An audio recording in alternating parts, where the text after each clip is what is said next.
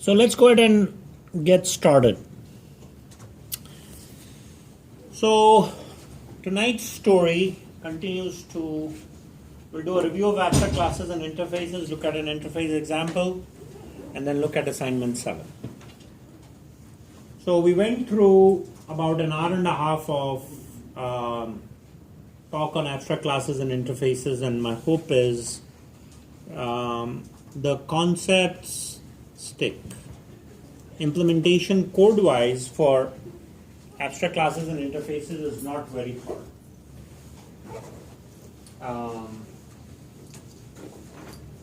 So let's, for a review purpose, look at this. Time semantically is abstract, right? Abstract class is something that is created when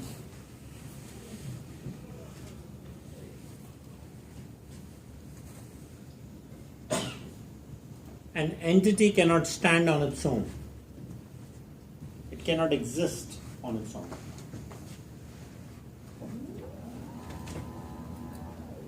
It relies on another entity. And the reliance comes together with the word extends. Right? An abstract class can declare abstract methods which are merely signatures.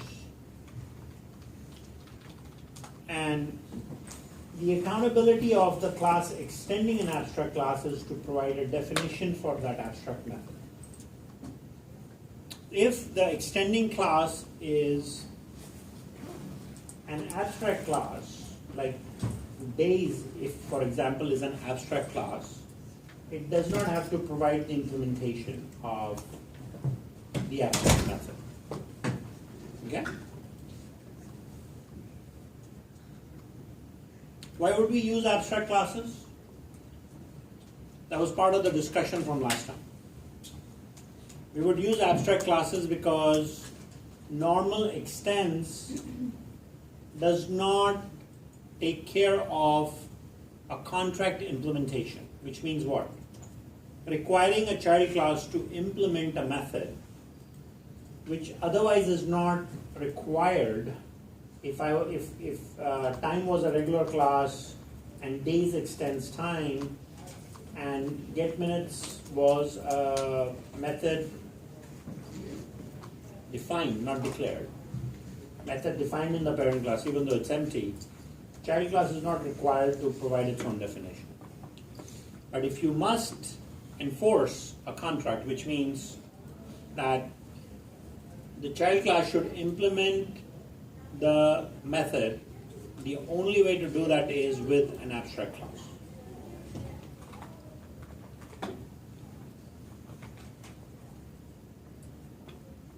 And so we spent a few minutes talking about that also last time. So when we use abstract classes and several child classes extend an abstract class that in a matter of speaking generates a family. For example, time has days and hours and minutes as two children. So from the context of parent-child, it's a family. So usually in software when we build these kinds of relationships, those are done as part of one family.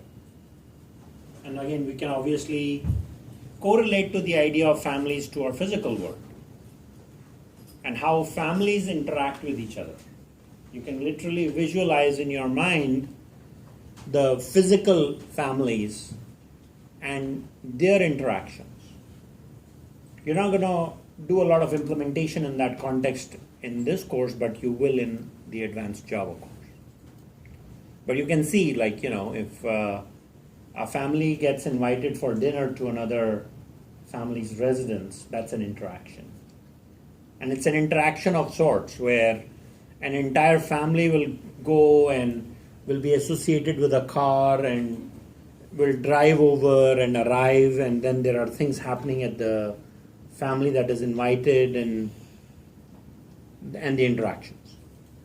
So So you start worrying about that when you start building objects of objects or components, and you start enabling interaction of those components at a software level, which is where real software engineering is. Okay? So you all know what an abstract class is, you know what a regular class is, and how extends is implemented in each. Right? And we all know the rules of an abstract class. So just so I can jog your memory a little, is it required that an abstract class have an abstract method? No. Is it required that a class that has an abstract method be abstract? Yes. Make sure you know that.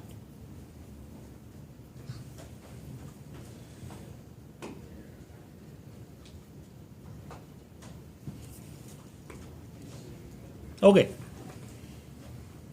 When an interface is declared, so I started clarifying, or hope, of course, is clarity, right? That you create an interface so you can define the what part. I mean, you do that in an abstract class too, right? If a abstract class only has a bunch of methods, then it is like an interface. But the limitation with an abstract class is that only one class can be extended. You cannot extend more than one class in Java. That's why we nurtured the idea of interfaces. And the books claim that it provides multiple inheritance. I'll care not to get into that too much, at least tonight, but I want you guys to understand the key differences between an abstract class and an interface, because that is at the heart of the application in Lab 7. So abstract class, you can define the what by declaring a bunch of abstract methods. You can also define a little bit of the how by providing method definitions in an abstract class.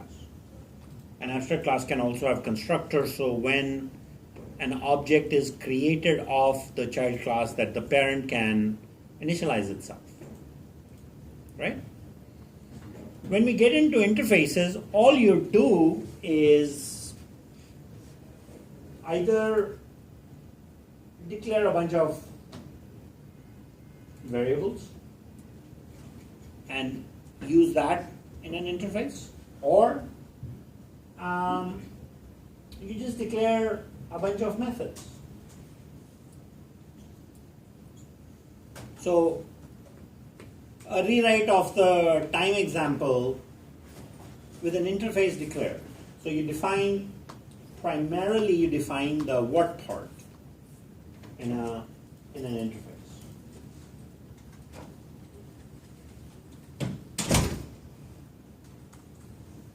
Interface is a responsibility waiting to be implemented in a child class, or in a class where these interfaces will be chosen to be implemented.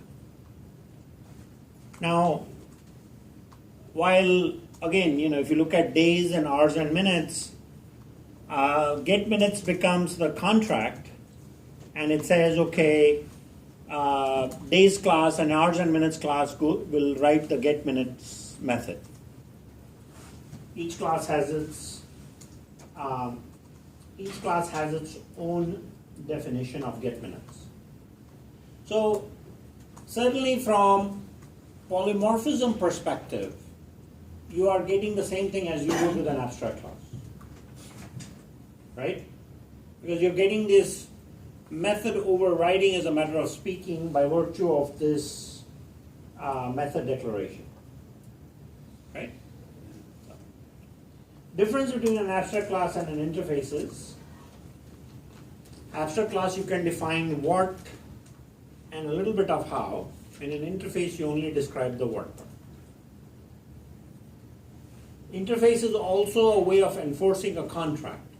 So polymorphism can be enabled across families of objects. It's imminent that days could be in a different family and hours and minutes could be in a different family. because it could each of these classes could extend a different class. And as long as we are doing this implementation, we are getting the effect of polymorphism by the get minutes method implementation.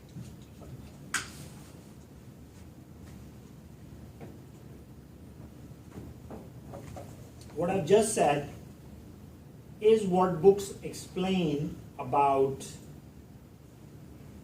interfaces. You write a contract, you implement the method, and then you can go in and create your time either in days or hours and minutes, and then you can print out the minutes, right?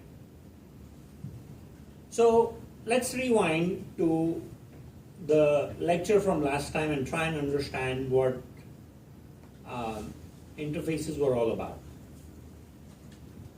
And I was sharing some examples in class that pretty much everything in life can be an interface. It's a place through which you may choose to share information. Like the user interface, the projection screen, right, is an interface of a sort, and it's displaying data. Your face is an interface because it expresses your emotion. And then you have the dashboard in your car, which is telling you the behavior of the car in general. And what's interesting about the car dashboard is that there are different gadgets in the dashboard that connect to different parts of the engine. And if you look at a very sophisticated car like Tesla, the dashboard tells you a lot more than what Prius would be or a 1978 Chevy. Dashboards have evolved. The complexity of the dashboard implementation and its linkage to different parts of the engine is telling you something about Java interfaces and its application. Today, when you write software, you are building interfaces as if they were in Tesla, because you've got a very complex set of subsystems that are all integrated nicely using a dashboard. Am I making sense? When you're worried about understanding the semantics of interfaces, please think about these examples. Because interface becomes a way of connecting disparate systems. It becomes a way of enabling polymorphism across multiple classes. Classes that are not connected using extents, right? So,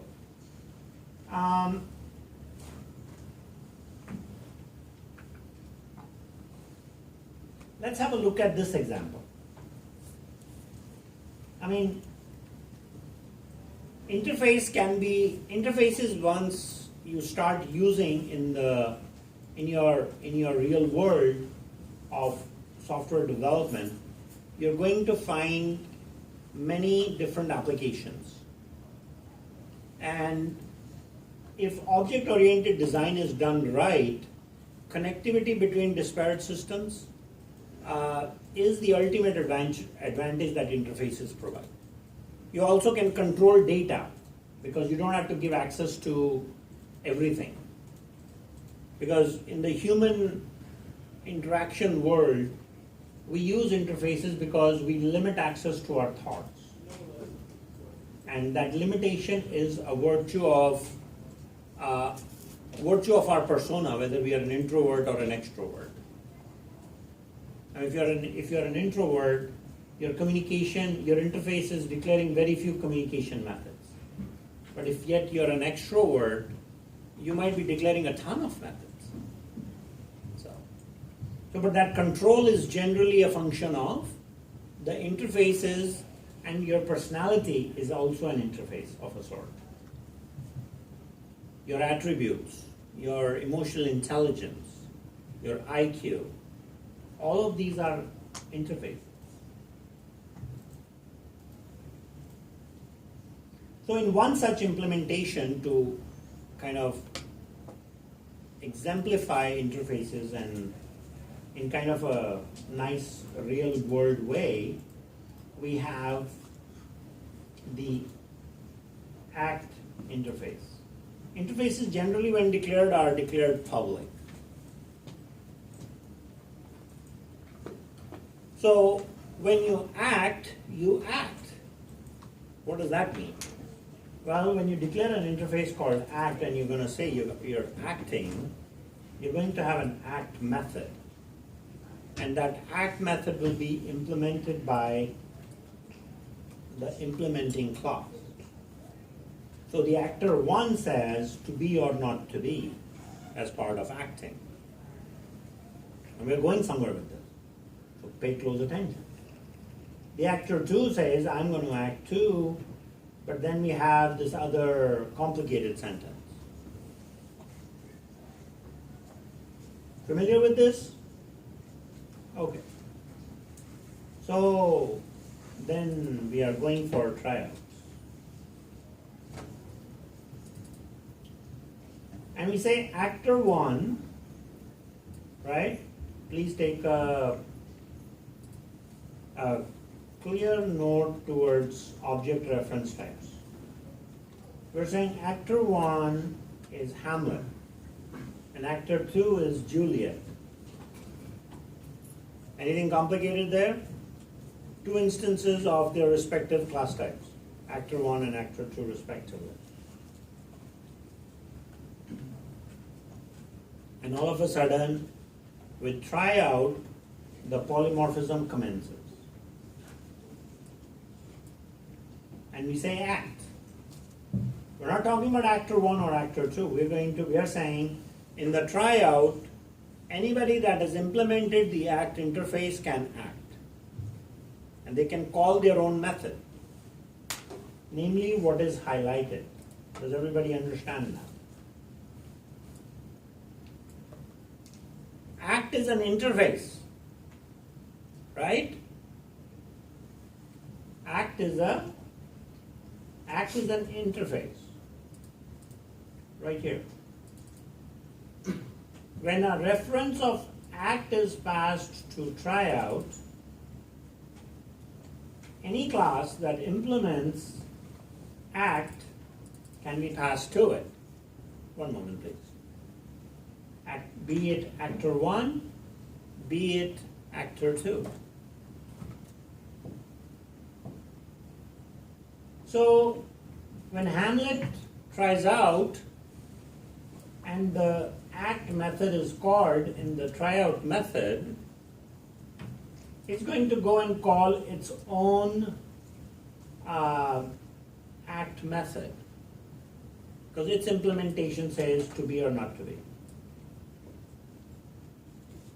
And Juliet implements ACT as actor 2. Print line says, wherefore art thou Romeo? That's what is implemented with the second tryout. This becomes a bridge. You get it? Tryout with the ACT interface becomes a bridge. So interface is a bridge for multiple classes that are trying to interact using the same method name. Question?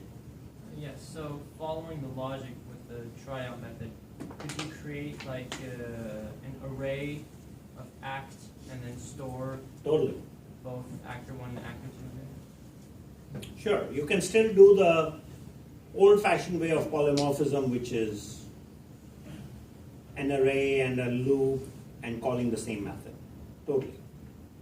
But we do that for a while and then we get bored and we find new ways of polymorphism. All right? So when you think of an interface, think of ACT as the manager. right? And think of actor 1 and 2 as the employees to that manager. So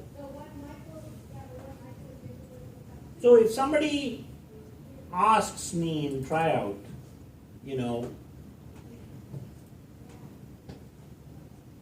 what is the performance of actor 1? Then I say, okay, well, call the act method of that person and let that person tell you directly. And I'm just the manager, right?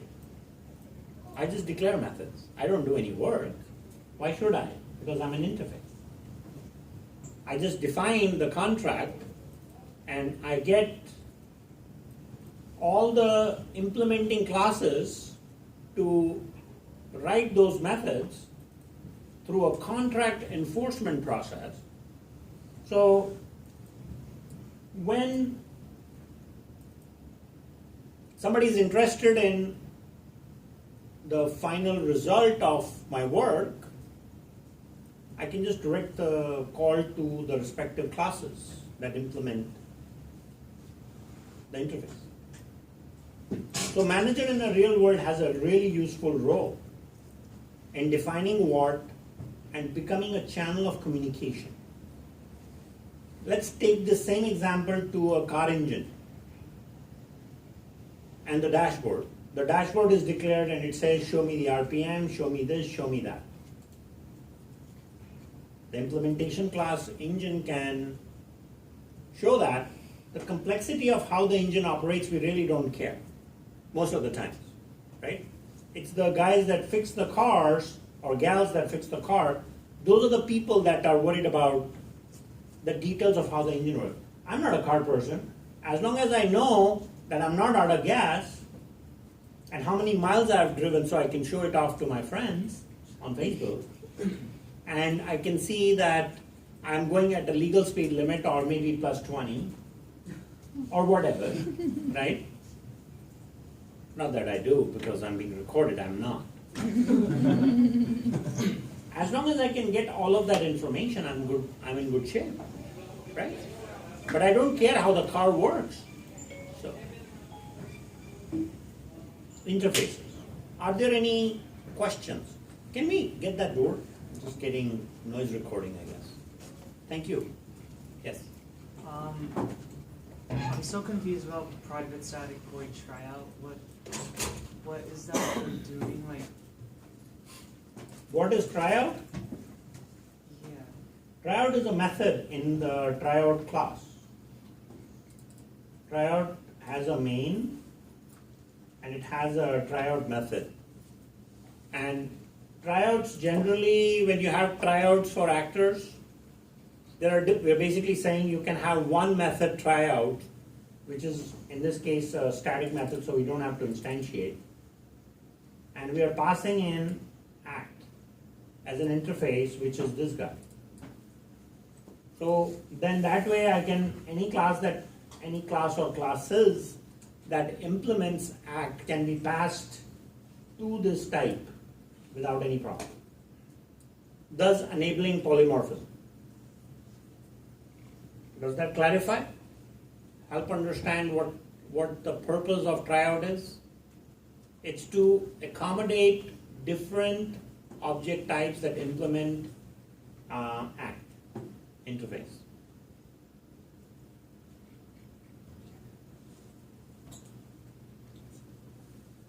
One more example of polymorphism with interfaces. Let's say I'm Facebook and I have how many billion people now? One. Just 1 billion people on my network.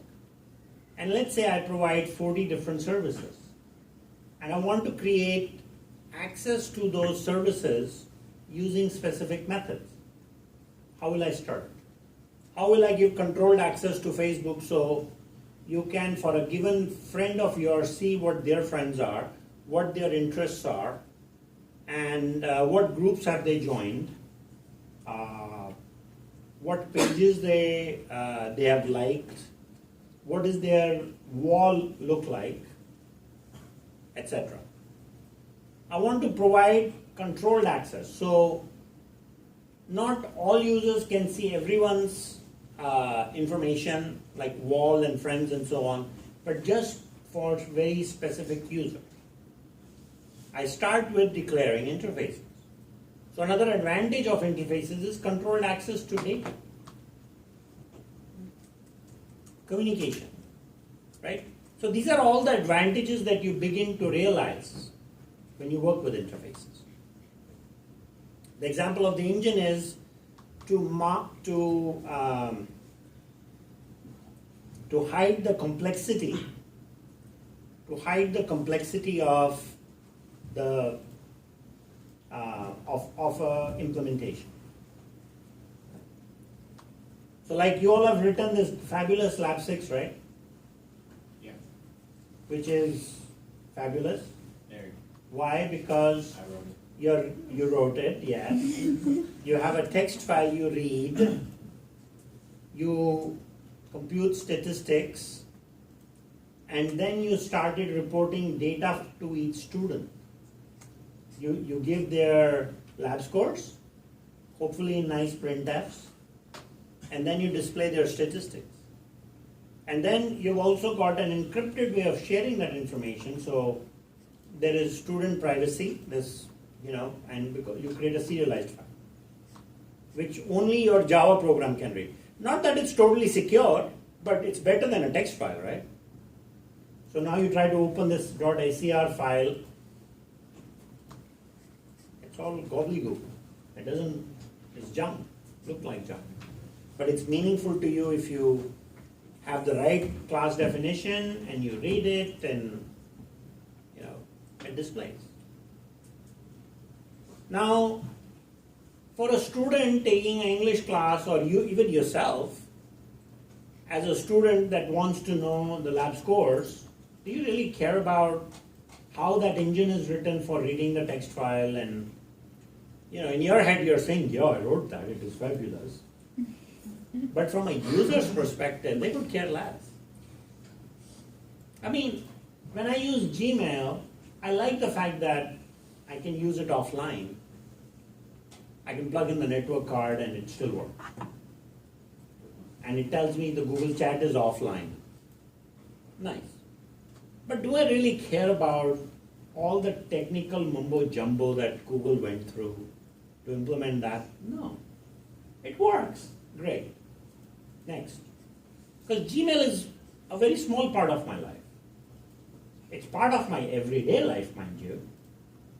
But it only takes up 30 minutes of my day. But then there are all these other things. So I don't get to think about the engineering details, right? So, what am I saying? Interfaces. Encapsulation. Oh. How do you encapsulate complexity of this entire subsystem that you guys have now built?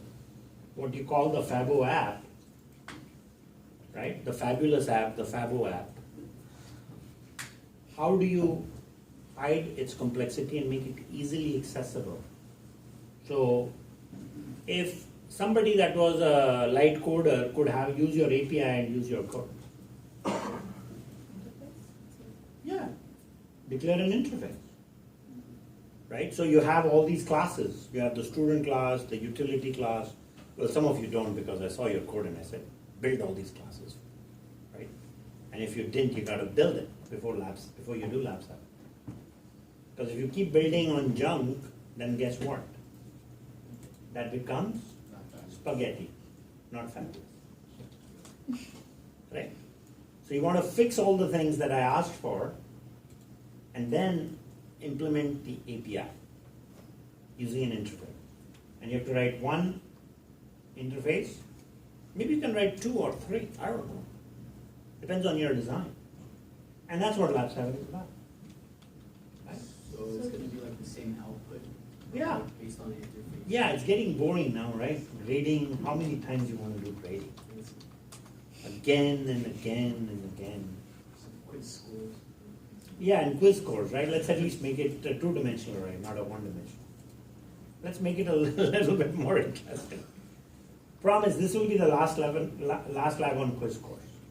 Unless, of course, the next lab says, maybe this will be a good idea. And it's likely quiz scores may show up again.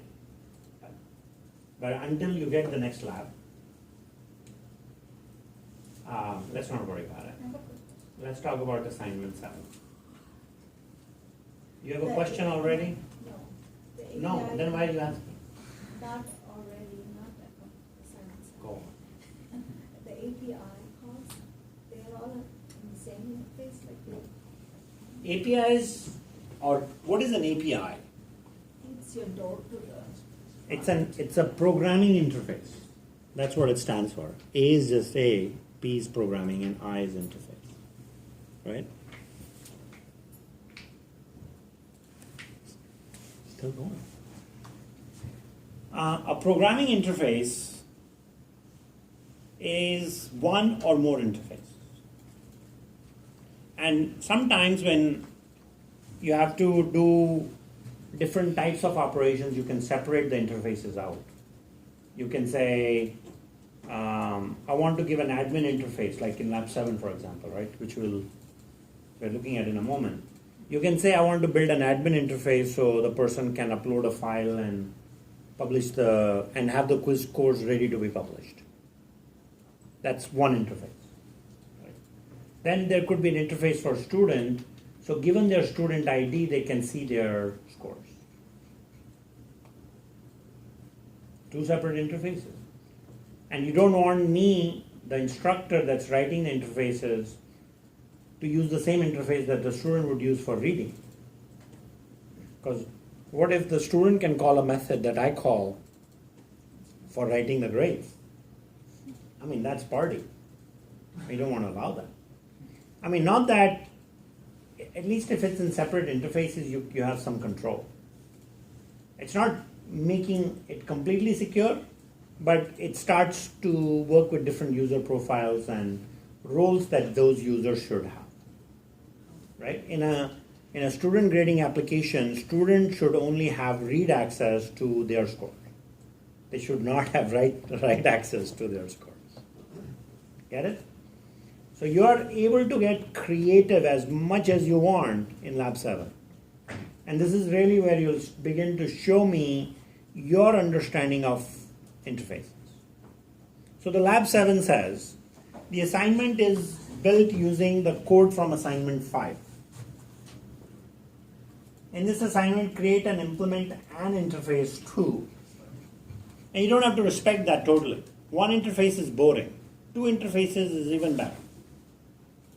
So you should be able to print student stats, print scores for a given student ID, and implement the debug flag globally.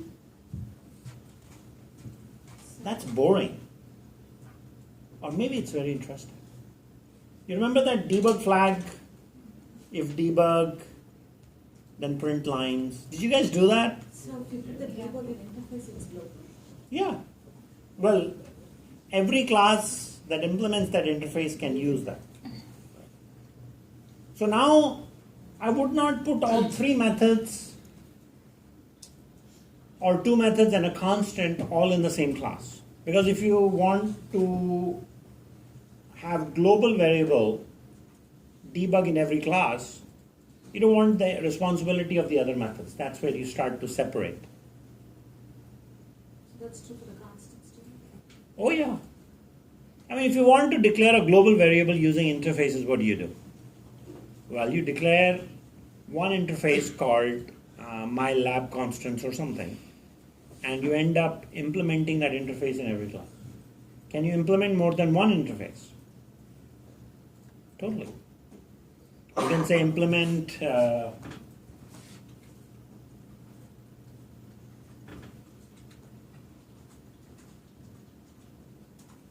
here.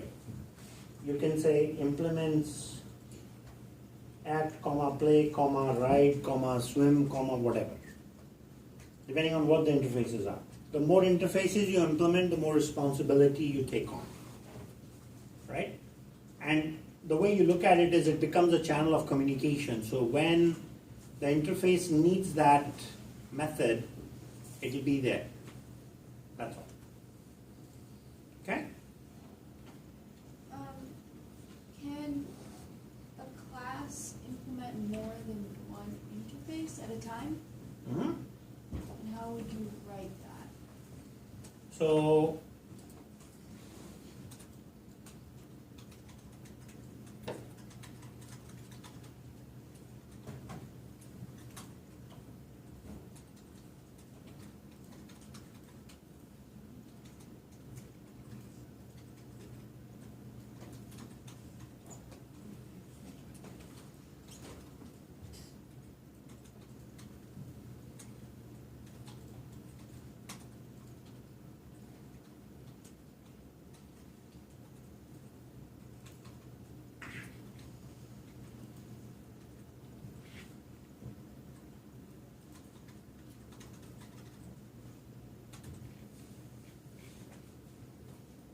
that's how. So I've got a new interface, but actor 2 doesn't care about swimming. But actor 1 is acting and swimming at the same time. I don't know how you do that, but you can do it in Java. So now, if I was somewhere in Maine, right, I can say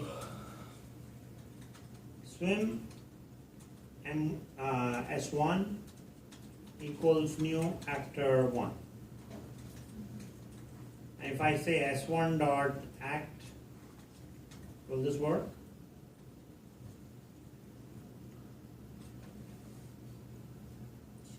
Yeah. No. Yes. No,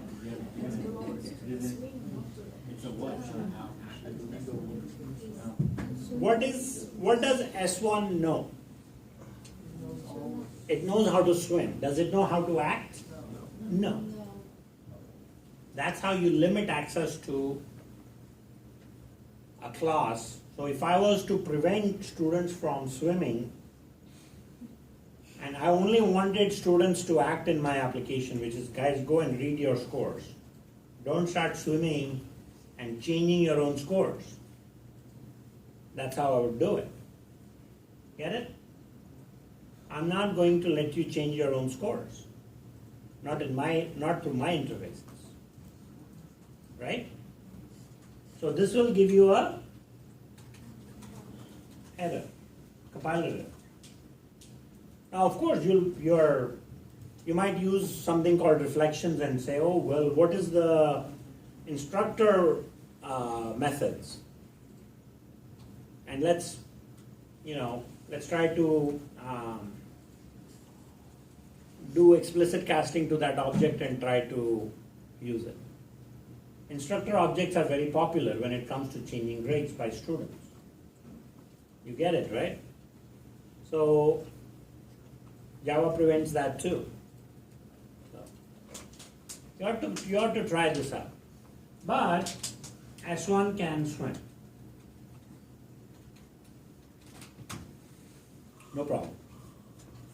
Now, can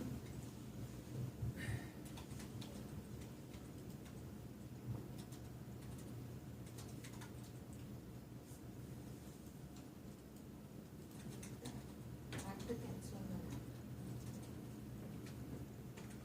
so can A1 swim? No. No. What does A1 know? It is Act. It only knows how to act. Did you could swim also? Wait, I thought swim was there too. No, these are two separate interfaces, right? It's not. So when you say act A1, it only knows this. Oops. When you say swim S1, it only knows this. So do actor B1, because new actor 1, it would know both act and swim. Right. Now, yeah, the actor, yes. Okay. Actor A1 equals new actor 1 knows both.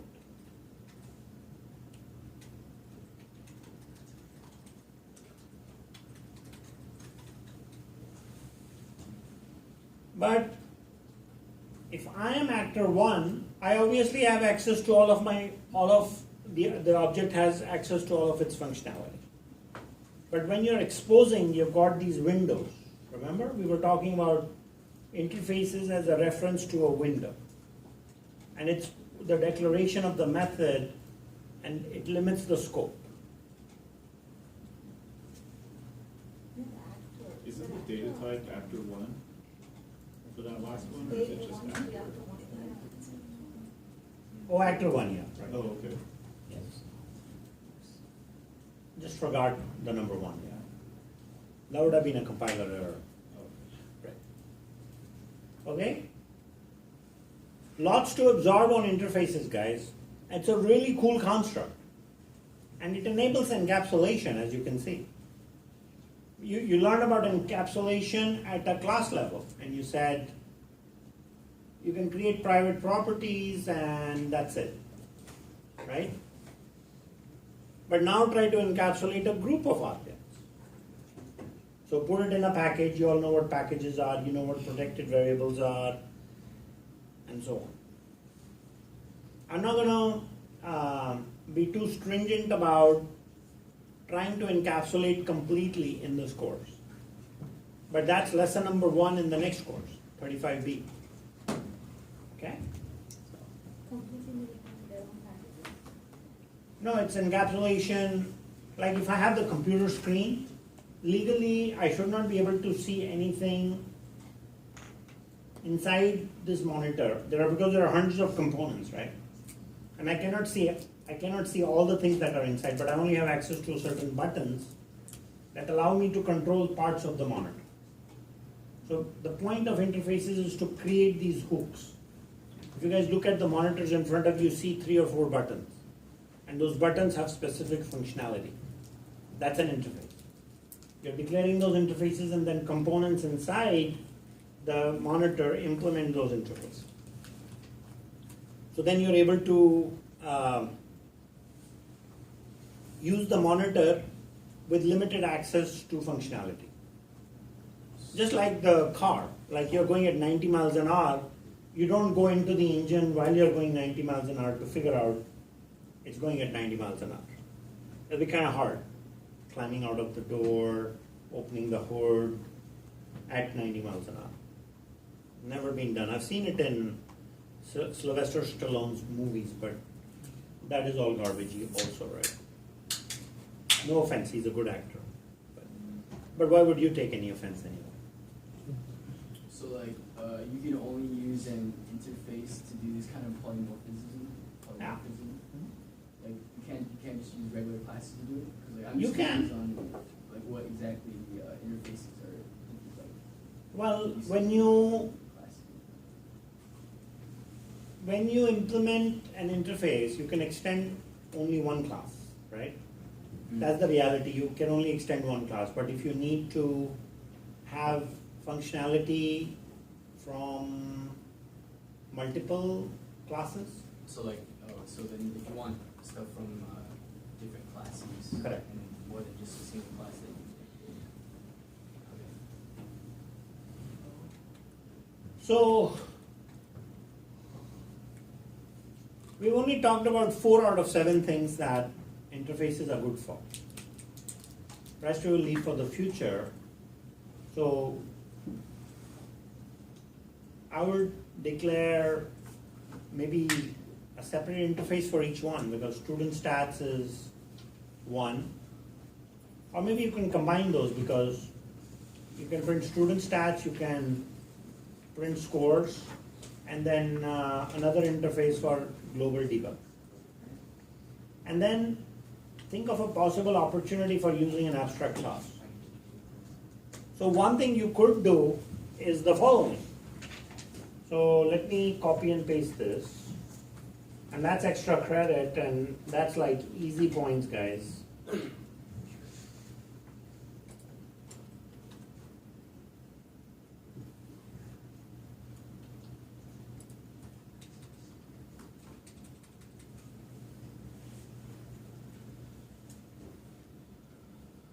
Right.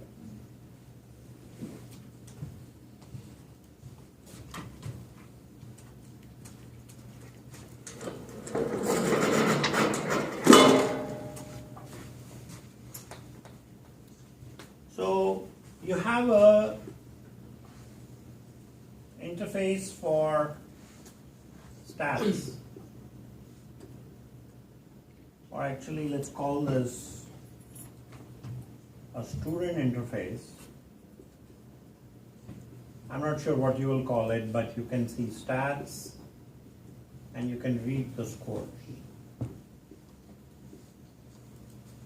And then we implement another interface, and you could call it Lab 7 constants or something for debug.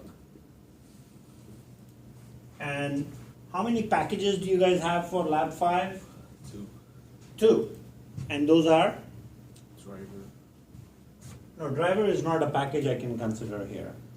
You, You might have a util class that can go in a util package. You can probably do a little bit of refactoring. You can have a data package which has student class in it, and it can also have stats.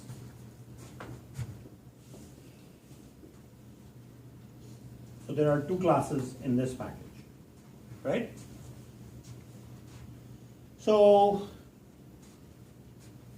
I don't want to rewrite the code that is already written in these classes, right? I want to, just so I can indicate that there are 2 classes, I'll have 2 boxes, right? So one moment, please, if you don't mind. So we were saying that stats method can be implemented using stats, can be implemented in stats class. And the read scores method can be implemented in student class, right? I would create a hodgepodge if I took the student interface and implement it in both student class and stats class, right? Because then the method 1 will be empty in student and method 2 will be empty in stats. That's the point I was trying to make earlier, right? So now, instead of doing that, I'm saying, okay, let me not implement the interfaces in student and stats, but let me just create a kind of this class that will be dependent on these 2, right? So I'll create a bridge, just like you create bridges to connect 2 disparate sources. I guess to link, what is that, Treasure Island and San Francisco? There's the Bay Bridge, right? And then to connect Berkeley to, is it Berkeley? Or what is that town that is on the tip of Pleasant Hill? Oakland? No, not Hayward. We're so bad in geography. Who cares? The point is that you have 2 pieces of land and you want to connect, you just use a bridge. So here is the bridge, right?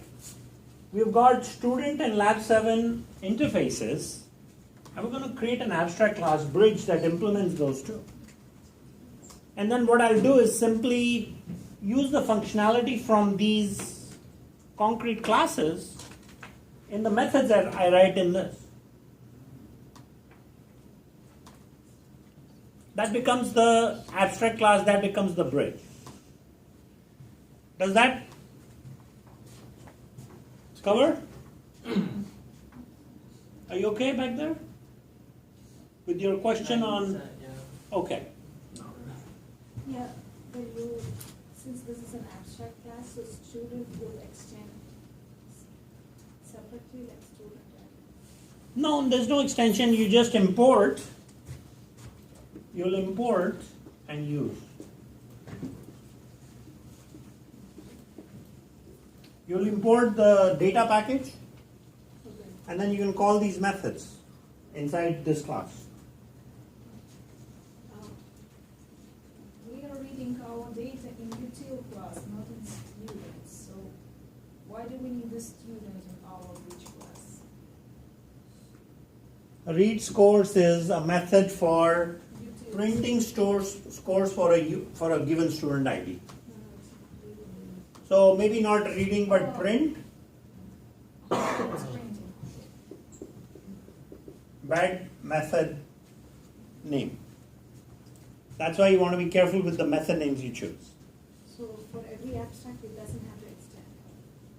No, not at all. Now, when you want to use this bridge class, then you might have a Lab 7 extends bridge, if that's what you're saying. And then you can call the methods in here.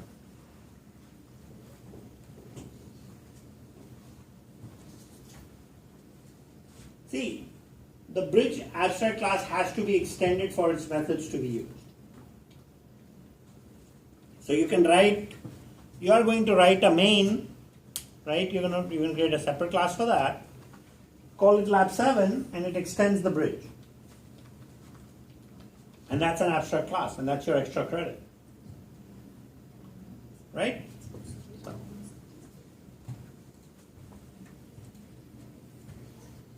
Any questions? So like in the abstract class, it's just gonna be like a bunch of contracts, Yes. right? And you- Bridge class is where all the contracts are implemented. Very nice. Good comment. You're basically just like copying the name of the functions of students and stats, right? You're making calls to those Yeah, functions. calls. Correct. Okay. Right. The functions are declared here. Functions are implemented here between these begin and ends, right, that I've written. And these arrows represent that you're making calls to some functions where that work is already done. All right. And all this becomes is a wrapper. It's like gift wrapping a method, right? So, and you have a very ideal situation for an abstract class in this example. If this lab is there to teach you something, it's only like what's a good use of an abstract class and what's a good use of an interface. You all can just do that in about 15 to 20 minutes or 15 to 20 lines of code. Right? So are the methods in Bridge abstract or No. no? The methods in Bridge are just regular methods. Because the interface method declarations are already abstract. I don't understand the point of the abstract class. The point is that it cannot be instantiated because these methods are meaningless. Right? Just because it's not a standalone entity. You can make this a regular class too and it doesn't have to be abstract. Okay. But the fact that you make it abstract is that it only has 3 methods that are really useful with something else. Right? From a semantics perspective. So that's why the dependency. And that's why the reason there is a dependency is the reason I make it abstract. So then you have to extend Lab 7 or Lab 7 extends Bridge in order to call those methods. So you're going to end up writing a total of 3 classes and you're done. And 5 days are coming. It could be done tonight. Make some notes. I hope you guys are maintaining an engineering handbook of some sort about the things you're learning about object-oriented design in this course. The chances are that once you slip out of the class and go to other things in life, you're going to most likely forget. So if I was you, I would maintain some kind of, like the notes, for example, as an archive to refresh. And you guys want to keep doing this more and more and more, so the more practice you have, the better. So. Can I show you guys one more thing?